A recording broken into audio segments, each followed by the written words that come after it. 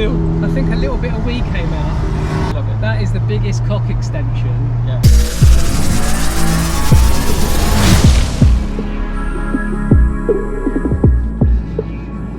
Alright guys, welcome back to my channel. So today I'm going to be meeting up with my good mate Ricky, who has just purchased an absolute banger.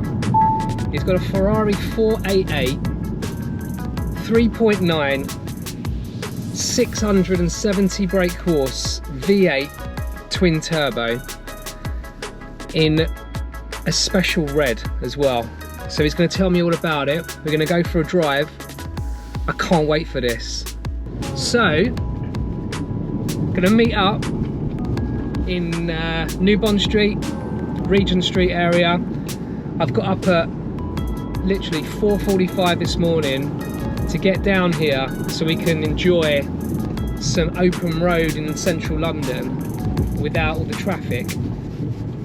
This is gonna be an absolute banger. I can see it standing out like a sore thumb.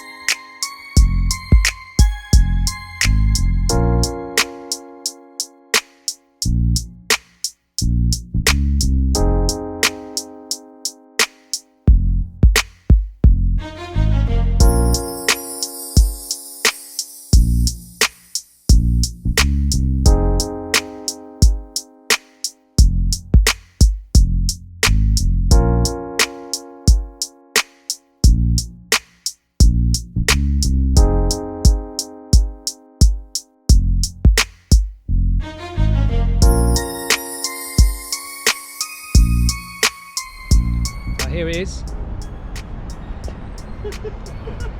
Ricky and his Ferrari 488. We're gonna go and sit in it.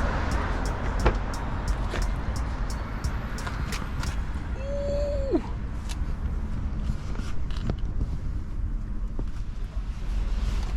Look at this. Beaut. The leather in here just smells like one of those Italian leather shops. Absolutely gorgeous. And this car is a 2016, and the carbon, all the carbon in here, everywhere.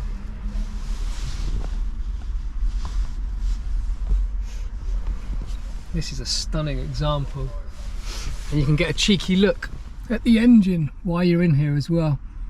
The sound of that while driving must be incredible. This is lovely, mate. Thank you. Fucking! We'll do another one. No, that I wasn't even pissing about there. Really? My bollocks are still back there. We'll do another one. No. Okay. Woo. Yeah. Interested to know, how did you go from your first car, what was? It was a 2011, 3-year-old at the time, 15 grand. I bought it from Bury, London BMW, 318i, N Sport, 2-door coupe, blacked out windows, had the same reg plate, and I thought I was the nuts when I had that car. We all do. It was so much fun. You know, all I cared about was just a banging stereo, to be honest. Boy racer. Well, it wouldn't really go that fast, but like it was great. I thought it was fast at the time, and it was I really love that car. It really, like, you know, it was the first proper car that I thought, oh, this is a little bit sporty, because I had a Freelander before that as well. And then after that car, because I was buying my place at the time, I actually got my car from when I was very young. Pause that. Are we going through the tunnel?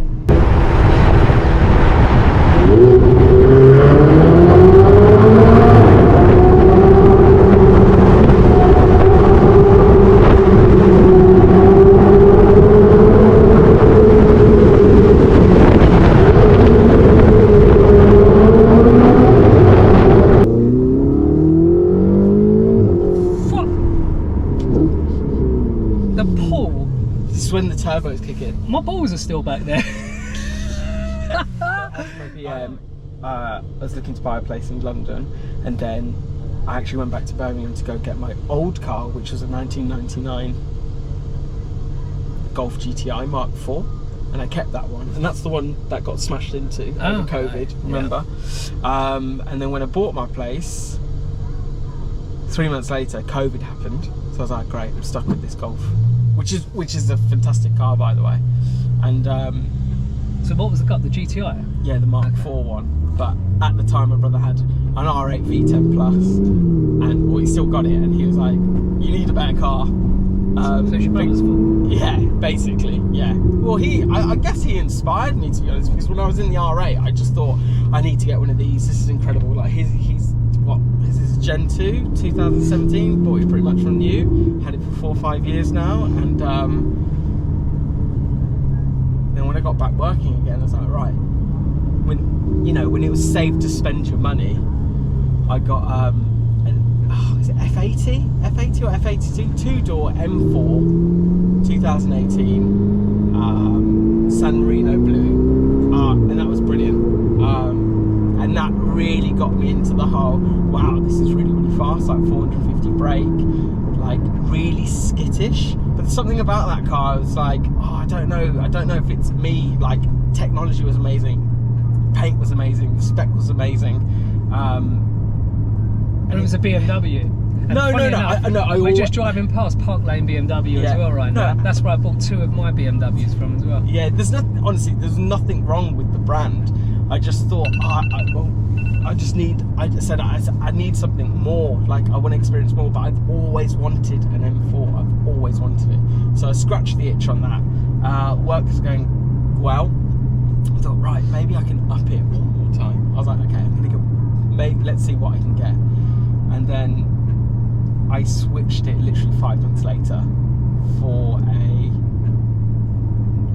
blacked out, black on black 991.2 C4 GTS, and that is a machine. Literally point and shoot. You've got it makes you feel like Lewis Hamilton. Like, honestly, I love that Porsche. Oh, so that Porsche was incredible, but you didn't have it for long. No, I had it for about 10 months. That's not long for most people. That's not long to have a car. 10 months I did about 6,000 miles. 6,000 miles. Yeah, like, I literally battered it, and then I think I bought it for 100 grand in the peak, and I think I sold it for like 92. So I lost a bit of cash on that. But that's not much though for a car for 100 grand going down to 92. But it's like, yeah, I lost the money on that and maybe a little bit of interest payments, which is fine. And I'm totally happy with paying money on cars because it's what we love, right? So, but what that car did for me is, when I used to drive around with my brother, you know, we met some other car enthusiasts in the Southwest London group who invited us along on these little, you know, morning runs to Goodwood, and we'd all have walkie-talkies and all this, and there's like GT3s, F12s, 812 Superfast, Cayman GT4s, loads of R8s, McLarens, and we all used to like go on these trips, and it literally opened my eyes. And these guys were like, had professional driving lessons, and I couldn't keep up with the Cayman GT4, and I was in a faster car, and I just didn't have the skill. I still don't have the skills, to be honest. And then after that, kept that car, and I was always umming and ahhing, going, oh, do I want a Turbo S or do I want a GT3? And then got the and then I was like, oh, I don't know if it's 150 grand for a GT3, right? And then I was like, well, if I'm spending 150 grand, it opens up a lot more cars. Yeah. And then you're in Ferrari, Lambo, Aston Martin territory. So what was you looking at that category of car? We're about to burn it now. Let's just burn it. Ready?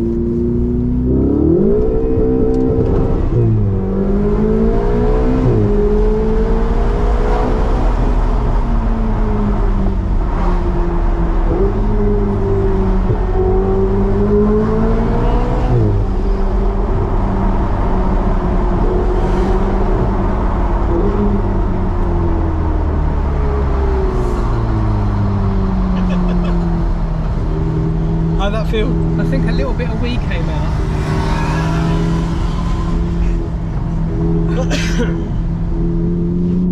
One needs to find the gents at some point. It was good, wasn't it? I forgot to upshift because I was so I was concentrating so much on the road. And I think I got tears. Oh my god! It sounds incredible, doesn't it? It sounds. For a twin turbo. That's because the engine's about 2 foot from behind us. Yeah, that's here, true. With just a glass panel. Yeah. Anyway. Shit. Right, so you're at the 150 grand territory. Yeah. So I think my budget at the time was about 150 to absolute stretch 210, like 210. That's a big difference. Yeah, I know, but are we getting to SV stage there? No, SV stage has gone up massively. They're like 280 now. Okay. But it's definitely Aventador territory. Yeah. So 600 LT, 991.2 GT3.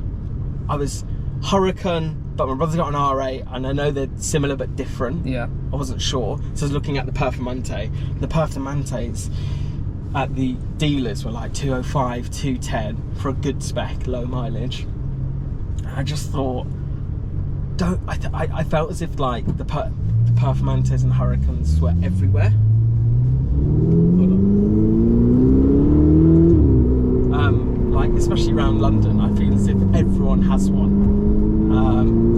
And then the Ferrari 488 was there, and this was slap bang in the middle. So it was advertised for 172, and I got it for 170 from Ferrari Nottingham.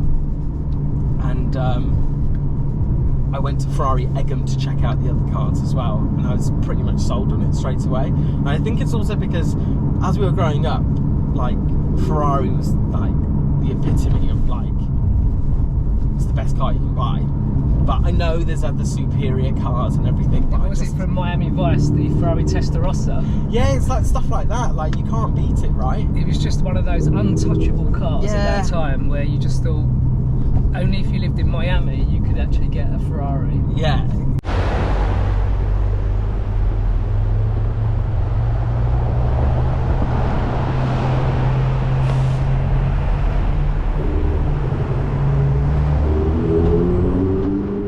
So obviously the servicing was a big thing for you in regards to the Ferrari, where obviously some of it's included, which can be really costly.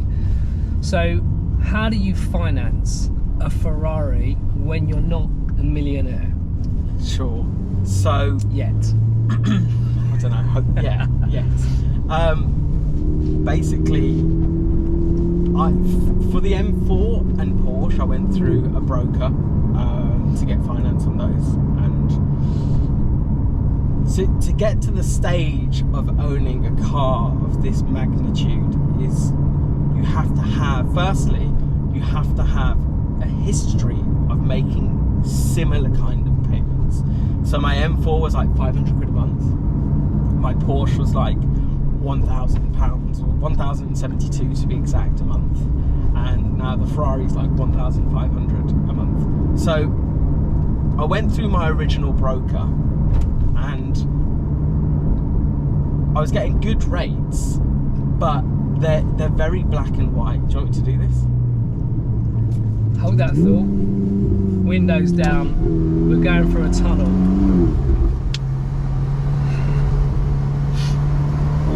Hope my bladder is going to hold this.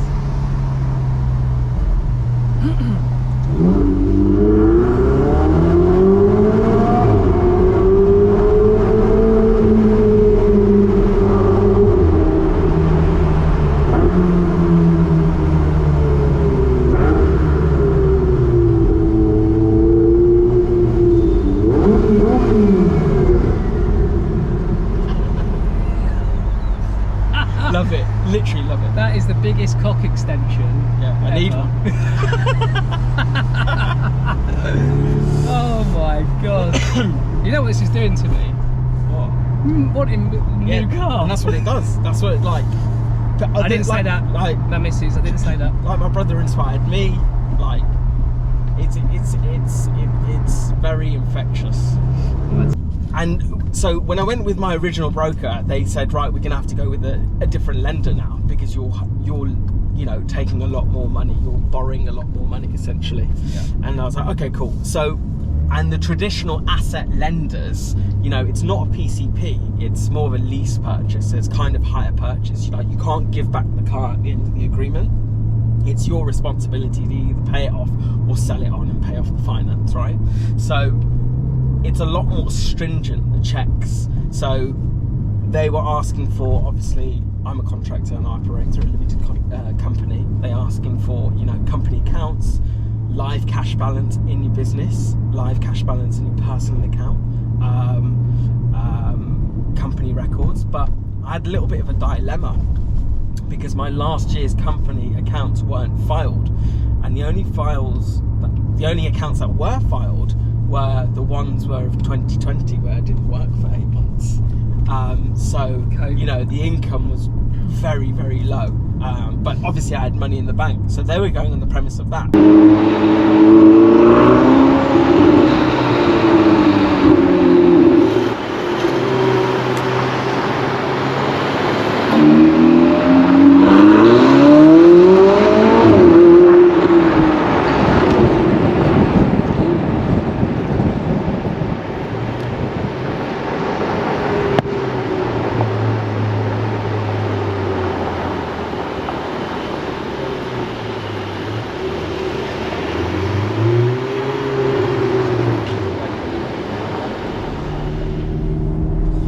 Right, so how long have we known each other? 2016, early 2016. Yeah. So we met each other 2016. We were both working in the same company. You joined. I was a digital creative recruiter, one of the top billers. You've come in being one of the top billers at your previous company. Yep, that's right. And you were new, joined the same team as me. And what did you do? Creative tech, so create a position for me. Yeah. And how long did that last? Joined in Feb, got sacked in September. So the boy got sacked. And don't forget, Brexit did get announced. Oh, look at this DBS. Nice. Yeah, Brexit did get announced. The market was very tough. It was very, like, you know, don't forget down, like, the other parts of the business was stealing my business. Yeah. Yeah, and I got sacked. It wasn't a good time for me in my life at that point. But I think you were going for a breakup. Yeah, that's right. Mind wasn't in the right place. Yeah. But you sat behind me and we used to chat a lot. Oh, yes. And I think from then I'd confide in you. Yeah, that was it. And I think I was helping you for a breakup because I'd been through like I've been through a divorce and I had kind of those emotions I've already been through. Yeah. And this was a serious relationship you were in. So yeah, and that's kind of how we bonded from the beginning. So then, unfortunately, yeah, we obviously found out I had a wicked BM as well at the time. we loved cars at that time. I wasn't such a car buff, but we loved our cars. Just to get water. So then you got sacked. I got sacked, found it quite difficult to get back to where I was in my previous 2 companies, where I'm just used to doing really well. Just didn't work out for me, and sometimes that happens, and it was a big... We've all been there. Yeah, I've been there a few times now. It was a big learning curve for me. Right, so from knowing all of that, the big question is, how much does it cost to finance and buy a Ferrari 488? So, just picking up before where we left off, so this was advertised for 172 before it even hit the website. £172,000, yeah. Because it's got 8,000 miles on the clock. 2016. I went for best spec rather than a newer car with very low spec, because I thought of resale value, which is really important to me. And then when I went through Ferrari finance in the end, which we'll talk about the ins and outs of Ferrari finance, all in all, it's about 20-25% deposit, including like gap insurance and everything. Like I paid for everything to total value of the car, because you have to pay it all in one go. Yeah. And it's a 3-year lease purchase, and then I have the option to... What do I have the option for? It's basically at the end of 3 years, I either pay it off or sell it, because I have to pay off the balance. And it costs me $1,500 a month. So $1,500 a month with a deposit. I think it's like 40 grand. So you got 45 grand in total. I know the total amount was something like that. Yeah. And plus, I could have put lower amounts in, but should anything go wrong, I know I've got a lot of equity in the car. Sure. Like, you know, if there's a car market crash, I don't want to be upside down in the finance agreement. Mm-hmm. And that's why I decided to put more in as well. Okay. So your expenditure across the month, including fuel. I can't do fuel because it's not a daily driver. But okay, well, I'll try. Your car parking space. Yeah. Because Ricky parks it underground in a secure car park. Yeah. Which has got to be expensive. Where is it near?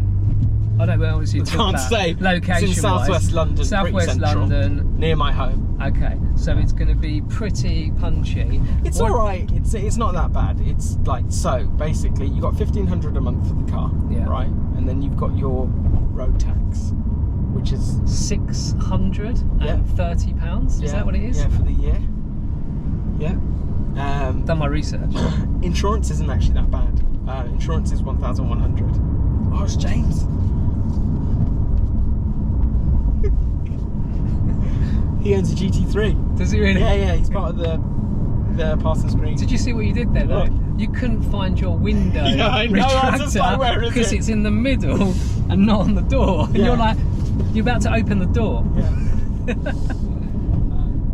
All right, so your choice of this particular car, 2016, over a newer model, was based on obviously all the different options you can get. This one was pretty fully loaded. So tell me, what are the additional options then which you've got on this particular one? Sure. So the reason why I went for this car, just for the record, is because of the specific paint colour, because it's so rare to find. What's it called? It's the Rosso Fuco. Okay. So it's like a triple layer paint. So from what I was told, I think the paint was from new 14 to 16 grand. Right? That's just for them to paint this particular the red colour. Yeah, the red. But I also wanted the black roof. Now I was also told the black roof on this car was 7 grand from new as well. So the person who bought this car spec'd out specifically 14 grand paint job, but an extra 7 for the roof. Yeah. Yeah. Mental, isn't it? 21 grand just for paint. Just for paint. And the exterior, it's got carbon fibre rear lights. It's got carbon fibre side intakes. It's got diamond cut alloys. And I think that's about it for the exterior. Interior wise, this colour interior is called Koyo Tan. And what the salesperson Neil at Nottingham Ferrari said, typically the lining of the roof is black cloth, and the shelf unit is black cloth as well. So the previous owners spec'd the roof and the shelf to match the rest of the car in Koyo Tan, which obviously costs more money. And this 2016, the smell is like a leather shop. Yeah, it is absolutely gorgeous, and it's such a soft, beautiful Italian leather. It's like literally we've just come out of a very expensive leather. What was it, Missouri? Like a leather shop or something. Yeah, probably. Absolutely gorgeous smell, and it just makes you feel like you're sitting in pure luxury. Yeah, it feels like first class. Yeah. Doesn't it? It's also got fat boy seats, which aren't the racing seats. I wish it had racing seats, and it's got the Daytona stitching, which you will be able to show on camera. Well, I've heard those racing seats are quite uncomfortable on longer journeys. Yeah, true. And it's got the red stitching on the horse right here. That's extra. It's got carbon fibre interior pack, so the air vents, the steering wheel, the buttons down, the centre console down here has got carbon fibre, and it's got the racing lights on top of the steering wheel. So when you've got it in manual and you've got using the paddles, it indicates when you need to change up, which is feels like a Christmas tree all the time because you go through the gears so quickly. Yeah.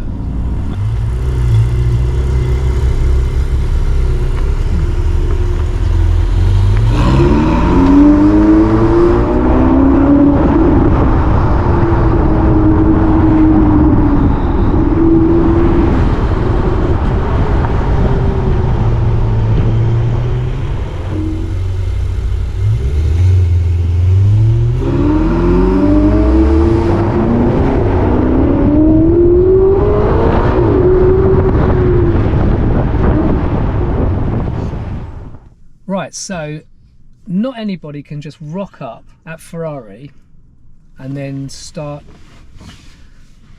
asking questions and then getting themselves into a situation where they are potentially buying a Ferrari. So I'm sure the Q&A from these guys is going to be pretty high level. So Yeah. what sort of things are you asked when you want to buy a Ferrari?